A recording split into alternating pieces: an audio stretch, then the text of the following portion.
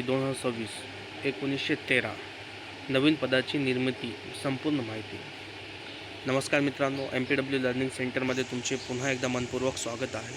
मित्रांनो, आजच्या या व्हिडिओमध्ये आपण सार्वजनिक आरोग्य विभागाची एक अतिशय महत्त्वाची आणि आनंदाची अपडेट पाहणार आहोत। आरोग्य विभागामध्ये नव्याने 1913 पदांची निर्मिती करण्यात आली आहे। ही माहिती नेमकी काय आहे, कोणत्या गटामध्ये किती पदे निर्माण झाली आहेत, याचा आगामी आरोग्य विभाग भरती 2026 वर काय परिणाम होऊ शकतो, या सर्व प्रश्नांची उत्तरे आपण आजच्या व्हिडिओमध्ये जाणून घेणार आहोत। म्हणून हा व्हिडिओ शेवटपर्यंत नक्की पहा।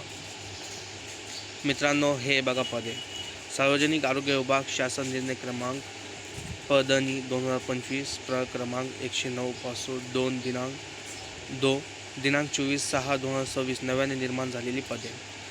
गट क मध्ये 1247 पदे निर्माण झाली आणि गट ड मध्ये एक्स्ट्रा 666 पदे निर्माण झाली। टोटल 1913 पदे निर्माण झालेली आहे। हे ऑफिशियल आहे। आता या शासन निर्णयाची आपण माहिती बघूया। मित्रांनो, सार्वजनिक आरोग्य विभागाच्या शासन निर्णयानुसार नवीन पदाची निर्मिती करण्यात आली आहे। या शासन निर्णयामध्ये स्पष्टपणे नमूद करण्यात आले आहे की गट क मध्ये 1247 नवीन पदे निर्माण करण्यात आली आहे। गट ड मध्ये 666 नवीन पदे निर्माण करण्यात आली आहे। म्हणजेच एकूण 1913 नवीन पदांची निर्मिती करण्यात आली आहे। हे निश्चितच आरोग्य विभागातील भरतीसाठी एक सकारात्मक बाब आहे। आता याचा विद्यार्थ्यांसाठी काय अर्थ? आता अनेक विद्यार्थ्यांच्या मनात एक प्रश्न येतो, सर म्हणजे आता लगेच भरती निघणार का? मित्रांनो, याचे उत्तर थोडे समजून घेणे आवश्यक आहे। पदनिर्मिती म्हणजे भरतीची जाहिरात नव्हे। सर्वप्रथम शासन नवीन पदे मंजूर करते, त्यानंतर त्या पदांवर आवश्यक प्रशासकीय प्रक्रिया पूर्ण केली जाते। यानंतर रिक्त पदांचा तपशील तयार केला जातो आणि शेवटी भरतीची जाहिरात प्रसिद्ध केली जाते। म्हणून ही भरतीच्या दृष्टीने अत्यंत सकारात्मक सुरुवात आहे। गट क मध्ये कोणकोणती पदे आहेत? मित्रांनो, तुम्ही अनेकांनी कमेंटमध्ये विचारले, गट क मध्ये नेमकी कोणती पदे आहेत?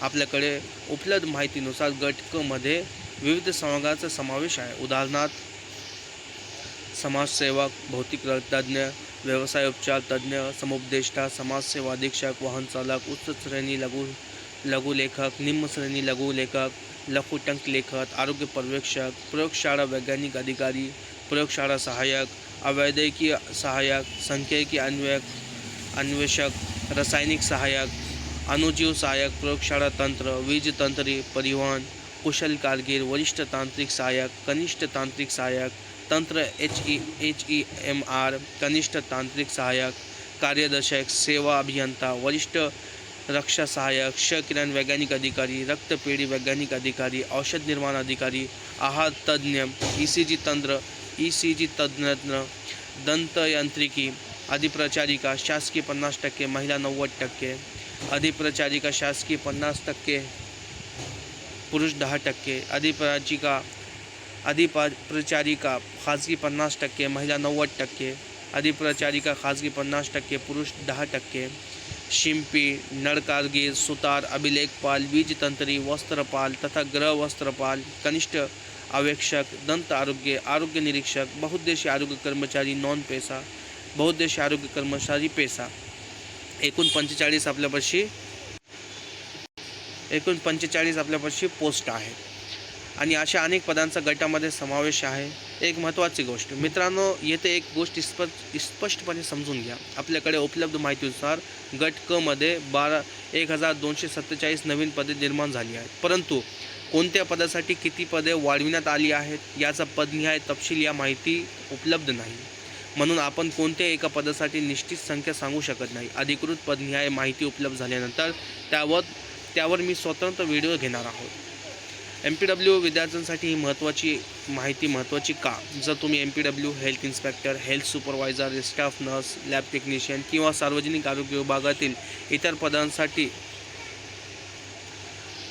तयारी करत असाल तर ही अपडेट तुमच्यासाठी निश्चितच महत्त्वाची आहे। कारण नवीन पद निर्मिती म्हणजे भविष्यात भरतीची संधी वाढवण्याची शक्यता अधिक मजबूत होते। म्हणून अभ्यासामध्ये कोणत्याही ढिलाई करू नका।